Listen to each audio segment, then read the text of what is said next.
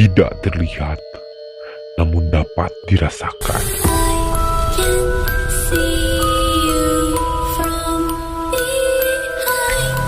Berwujud atas apa yang kamu pikirkan. Berdampingan bersamamu, namun terhalang dimensi yang berbeda. Selamat datang di Kamis Malam.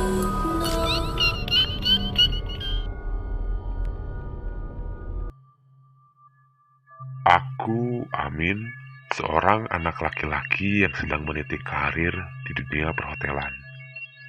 Aku bekerja di sebuah hotel kecil di kota Bandung, tepatnya di Jalan Setiabudi. Aku bekerja sebagai resepsionis yang tak jarang harus kerja malam, mulai pukul 11 malam sampai dengan pukul 7 pagi.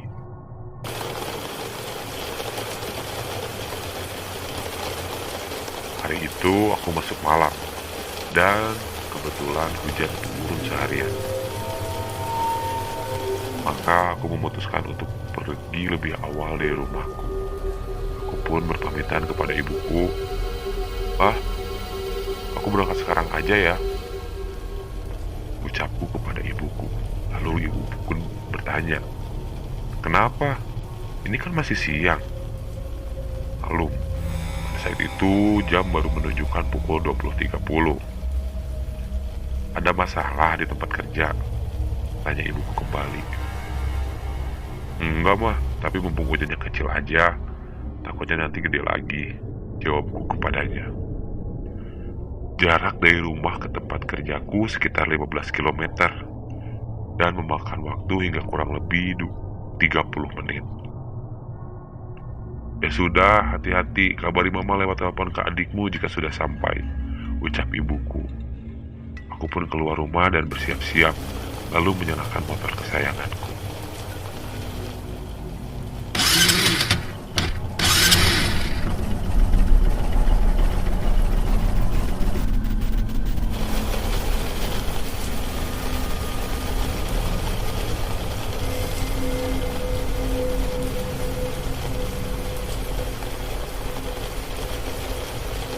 Singkat cerita, aku pun sampai setelah menembus hujan yang ternyata semakin deras di perjalanan.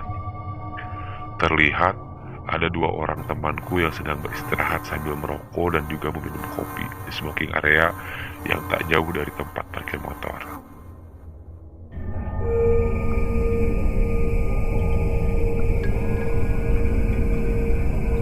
Pandu, salah satu petugas housekeeping, menyapaku. Min, asup naon mendinges datang. Masuk malam pak, sahutku sembari memarkirkan motor dan merapikan jas hujan.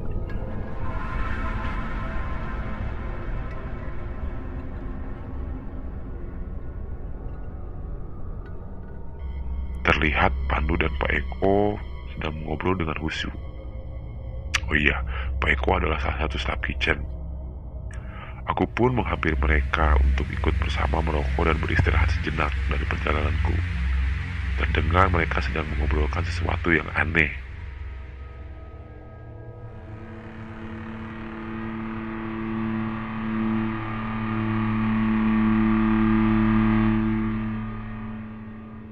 Bahwa ternyata si Pandu baru saja membantu rekanku Andri di resepsionis yang sedang keanehan karena ada satu tamu yang turun dan menanyakan temannya.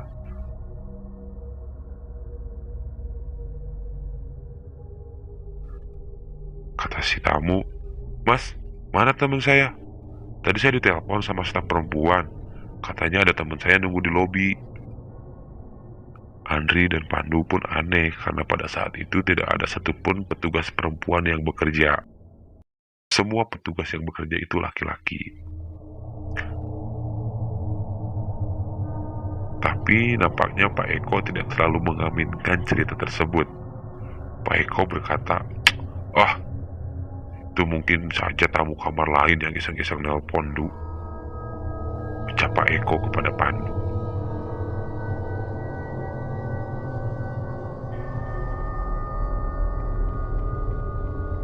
Lalu Pandu pun kembali bertanya padaku sambil bercanda. Min, sepetik, kadek sim saya jurig. Ucap si Pandu. Aku pun menjawab dengan santai candaan si Pandu. Alah, paling gemun aja jurig mau minta kopi pak. Jawabku kepada si Pandu.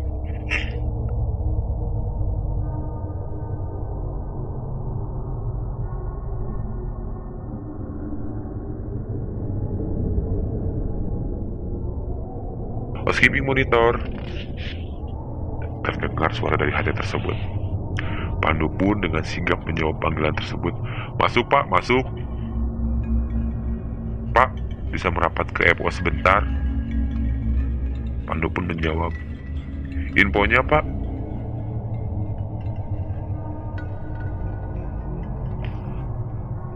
Ketika kami sedang asik mengobrol, tiba-tiba suara HT, alat komunikasi yang kami gunakan saat bekerja, berbunyi. Skipping monitor. Ternyata itu dari Andri, temanku yang sedang bekerja resepsionis. Pandu pun dengan sigap menjawab panggilan tersebut. Masuk pak, masuk. Ucap si Pandu. Lalu Andri kembali berkata, Pak, bisa merapat ke FO sebentar pak? Ucapnya. Pandu pun menjawab, infonya pak, ada apa?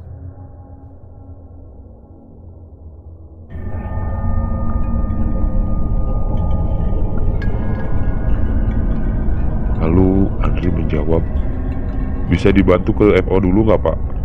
Arjen. Kopi-kopi pak, meluncur, kata si Pandu. Si Pandu pun pergi dari smoking area.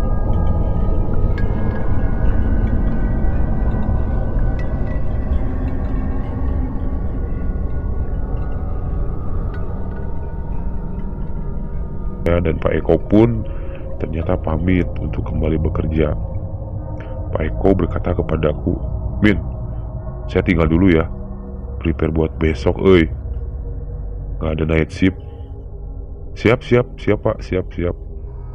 Jawabku kepada Pak Eko.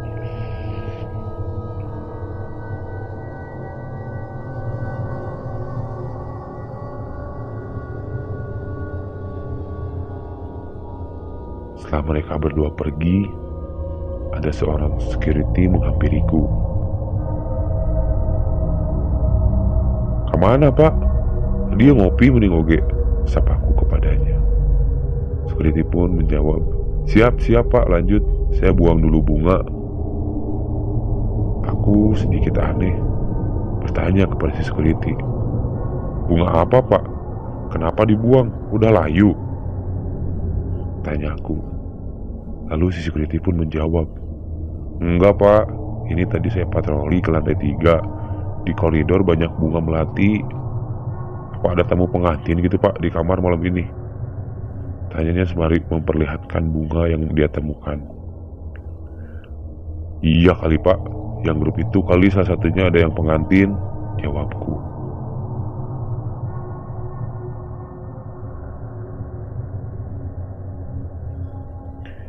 Singkat cerita, aku pun bergegas masuk ke locker room. Karena pada saat itu ternyata sudah menunjukkan pukul 22.30. Saat aku berjalan ke locker room, terdengar suara musik Sunda Buhun dari speaker.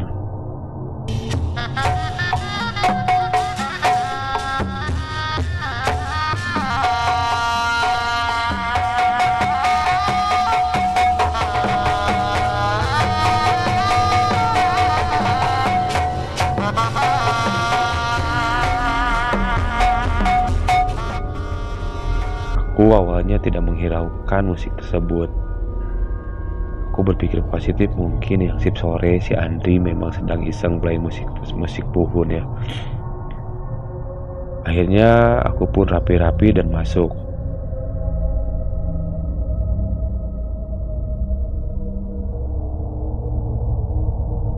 Aku masuk ke area resepsionis. Selamat malam pak, sapaku kepada Andri. Lalu Andri menjawab, wih Min, malam. Ekspresi si Amin itu sedikit kaku dari biasanya. Tapi aku tidak menghiraukan ekspresi si Amin. Setelah mempersiapkan semua file serta menghitung uang, akhirnya kita handover atau serah terima apa yang harus kita kerjakan. Aku bertanya kepada si Andri, "Ada apa saja Pak Andri? Apa yang perlu di follow up?" "Ini Min, tamu besok atas nama Imam request early check-in. Terus ada tamu Nita tuh nitip makanan di chiller bar ya. Sama kamar 221 tadi move ke 201 Min," ucap si Andri. Aku pun menjawab, "Oke Pak." "Itu 221 kenapa Pak?" "Karena di ujung, gemung pojok gitu." Karena memang kamar 221 itu adalah kamar paling pojok atau paling ujung di lantai 3 ya.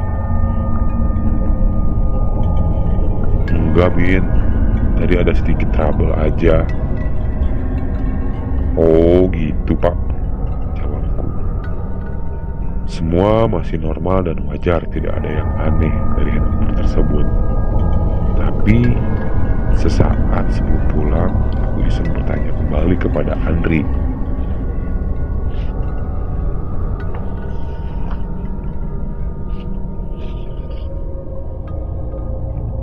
"Pak, apa musiknya dimatiin?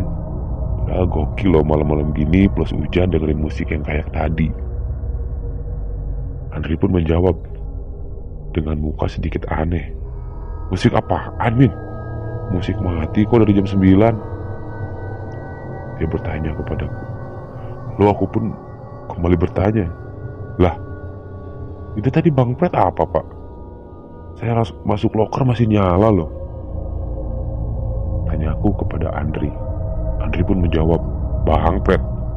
Apaan, nggak ada yang play musik-musik gituan. Lagian bisa-bisa pada komplain tuh tamu kalau malam-malam gini play musik kayak gitu." Aku mulai merasa sedikit ada yang tidak beres di situ. Tapi aku masih berpikir positif, mungkin si Andri iseng lah mau nakut-nakutin. Lalu si Andri pun menimpal, "Tapi Min, tadi ya kamar yang 221 dia pindah itu karena komplain Min. Katanya pas dia hair dryer rambut tuh di kamar mandi, kelihatan dari kaca di belakangnya itu ada orang." Ceritanya sambil berekspresi ketakutan. Lalu aku pun menjawab, "Ah, masa Pak? Suaminya kali." "Enggak loh Min, orang dia cekin sendirian. Tanya si Pandu itu. Si Pandu tadi cek juga kok kamarnya sama security." "Wah, iya. Terus apa kata si Pandu Pak?" tanyaku kepada Andri. "Si Pandu sih cuma ngomong, itu kayaknya yang dulu Pak, gitu doang." "Ya wis Min, hati-hati ya, saya pulang dulu. Kalau ada apa-apa telepon aja ya." Andri pun pulang, meninggalkan front office. Aku pun sekarang sendirian.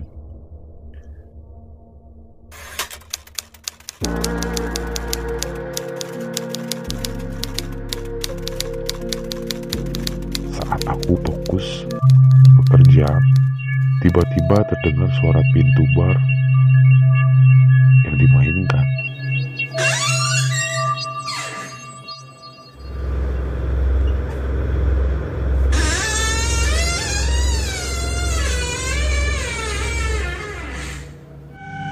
Suasananya pun mulai aneh.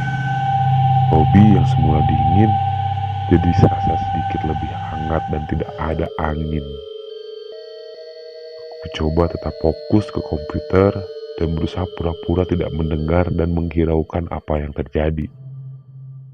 Namun, suasana semakin tidak nyaman. Suara seseorang bermain pintu itu terus berulang. Dan terdengar juga beberapa suara barang berjatuhan yang entah dari mana. Yang jelas, suaranya terasa sangat kencang.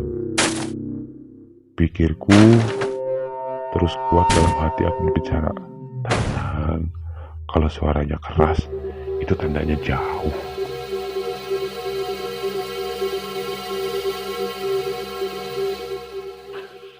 Tapi feelingku seolah bertentangan dengan hatiku.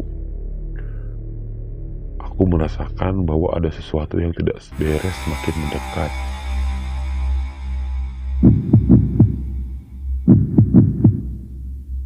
Dan wow, suara langkah kaki di atas lantai restoran yang sangat terdengar dengan jelas.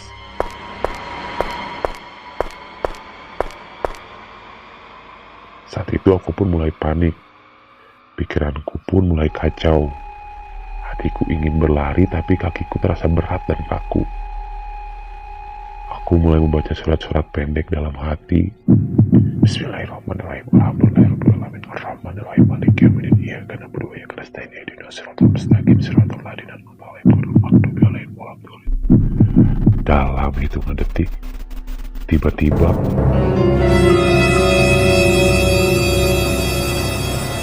kursi lobi yang berada di samping depanku bergeser, dan akhirnya aku kalah, berteriak sekencang-kencangnya memanggil security.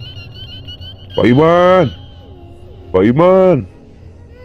Sambil lari dan hampir saja terjatuh. Rasanya aku tidak ingin melihat ke arah belakang, karena aku pun takut saat aku melihat ke belakang tiba-tiba. Wow! Security kaget. Kenapa Pak? Kenapa? Tapi aku tidak menjawabnya pada saat itu. Akhirnya aku pun dibawa Pak Imam ke dalam pos security. Minum dulu Pak, tawar Pak Imam sambil memberi sebotol air mineral. Terus dia kembali tanya, ada apa Pak? Kenapa? Saat ini aku sudah sedikit agak tenang dan menjawab, itu loh Pak, di lobi kayaknya ada yang gak beres. Pak Iman pun tersenyum sambil berkata, tuh kan bener Pak pilih saya. Ini Pak, sambil merokok dulu agar lebih enakan. Pak Iman memberikan sebatang rokok kepadaku. Aku pun menyalakan rokok itu.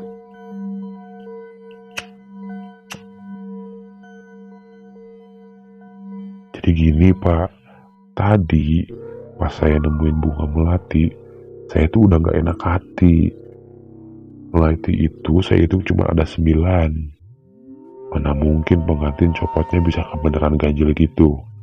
Makanya saya langsung tahajud tadi setelah anak-anak yang sore pada pulang. Saya itu ngerasa kalau makhluk yang itu tuh mulai lagi.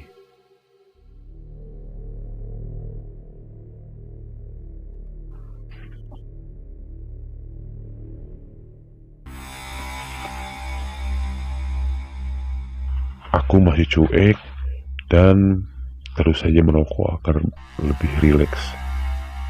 Pak Iman kembali berbicara. Sudah Pak, jangan ke dalam dulu aja, diam di sini dulu. Kelihatan kok kalau ada apa-apa dari CCTV. Khawatir. Soalnya dulu pernah loh si Lukman FO yang dulu itu maksain masuk dan akhirnya kerasukan dia sampai banting-banting mesin fotokopi. Aku pun heran mendengar cerita tersebut. Kenapa emang FO yang dulu Pak? Emang pernah ada yang aneh-aneh juga ya? Tanyaku kepada Pak Iman. Pak Iman pun menjawab, iya Pak, dulu tuh si Lukman FO tim opening pernah ngelihat ada yang keluar tuh terbang cepat gitu dari kolam ikan yang di samping restoran itu. Tapi dia benar-benar maksain buat tetap di FO karena takut ada tamu. Dan ya akhirnya dia kerasukan. Untung saya ngeliat dia dari CCTV. Dan itu kalau saya nggak salah sama loh, malam Selasa Pak, kayak malam ini. Aku pun kaget. Wah, yang bener Pak. Saya belum pernah dengar tuh cerita yang itu. Pak Andri pun belum pernah cerita. Pak Iman menjawab, si Andri mah baru Pak. Dia masuk setelah tim opening udah pada resign, dia baru masuk. Jadi gini Pak, ini tanah tuh dulunya rumah kosong, gedung Belanda gitu. Nah, yang pojok itu tuh yang belakang 221, dulunya pembuangan sampah. Terus dulu katanya ada yang diperkosa di sana, lalu dibunuh. Makanya tim opening dulu biasanya kamar 221 itu gak pernah dijual karena sering ada kejadian-kejadian aneh, Pak. Dari mulai anak housekeeping lagi cek kamar, pas buka pintu showernya nyala sendiri. Terus ada gelas yang tiba-tiba pecah. Banyak pokoknya, Pak. Ucap si Pak Iman kepadaku. Lalu aku pun bertanya, 221 ya, Pak? Tadi sih katanya 221 tuh pindah loh, Pak, ke 201. Katanya si tamunya itu ngelihat sesuatu gitu. Ucapku kepada Pak Iman. Lalu Pak Iman pun kembali berkata, iya, Pak, 221 itu emang kamarnya beda dari yang lain. Makanya kalau kerja itu Bapak banyakin zikir, jangan sambil ngelamun.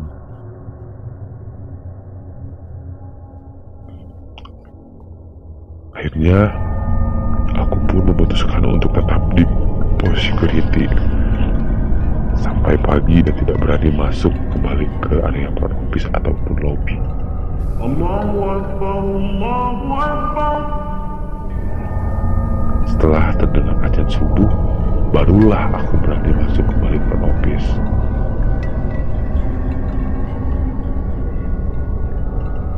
Singkat cerita, matahari mulai terbit dan waktu sudah menunjukkan pukul 7. Aku pun bergegas pulang dan memilih untuk tidak menceritakan apa yang terjadi kepada Yeni, resepsionis yang pagi.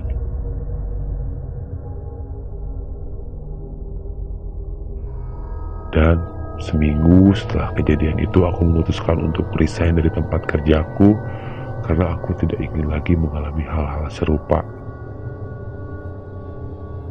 Aku tidak menceritakan apapun dan ke siapapun tentang apa yang aku alami pada hari itu. Hanya aku dan Pak Iman dan mungkin makhluk itu yang tahu.